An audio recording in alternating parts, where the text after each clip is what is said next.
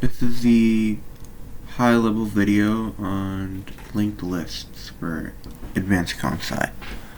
Well, the first thing about linked lists is that they are basically a form of dynamic arrays, which means that you can have basically as many elements. They don't have to be predefined.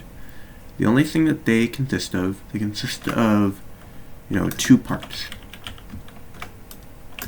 The first one is a value. So it's just like an array. Every cell in that array has a value.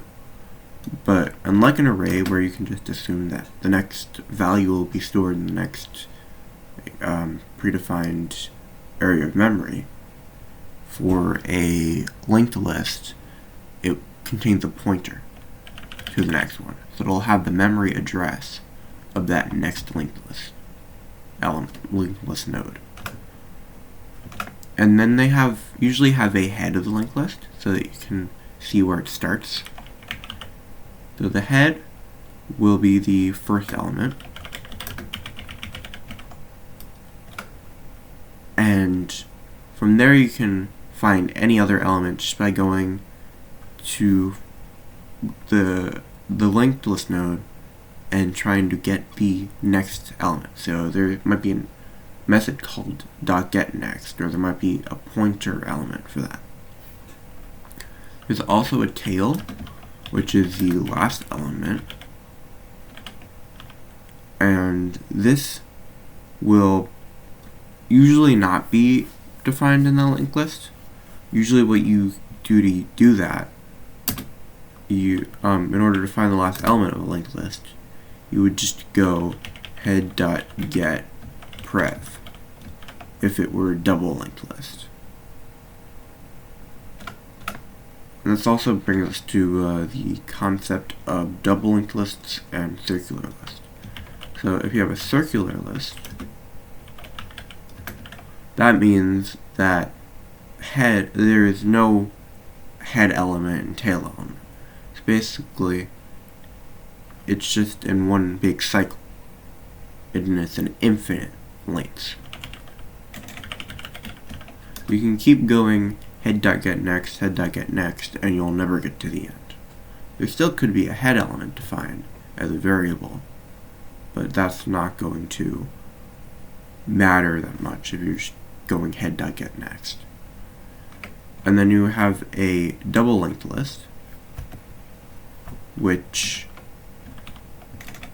is sort of like a linked list, and it can also be an infinite list. Like it can be a circular linked list, but it has a value, a pointer, and then a pointer forward, so a pointer next, and then a pointer previous.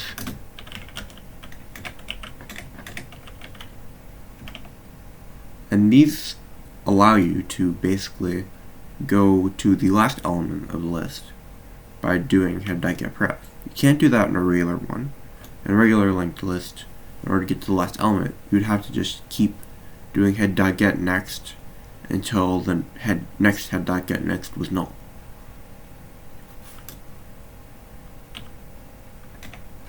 And there's just a few, some of the benefits of using linked lists that they're dynamic, so you don't have to pre-allocate memory. You don't have to say, oh, this list is only going to have 8 elements in it. They are space efficient because you don't have to pre-allocate the array. You can say if you can just have one that's only 2 elements, and then if you eventually need to expand it, instead of creating a new array, you just add 1. And then, some of the downsides to it is that, index is O(n). So if I'm trying to get the 5th element of the list in a regular array, this would be O1. You just go to the index. But in a linked list, it's O(n) because you need to keep doing head.getNext until you get to that element. And one of the also thing is that it's more, resource intensive. In an array, if you're doing a lot of operations like, say, switching, swapping values, or you're changing the value of one element of the list, that's an O1 operation. But by making it an ON operation in the linked list, it's causing your computer to use up more resources. And that will, of course, scale if you have a large linked list with, say, 1,000,000 elements, and you need to get to the 500,000th element. It's going to be O of 500,000 instead of O of 1. So even though it'll be more space efficient, because you can use memory in any part of your computer that's free, it will, in practice, take much longer. And in the modern day, the linked list has been largely phased out in favor of arrays.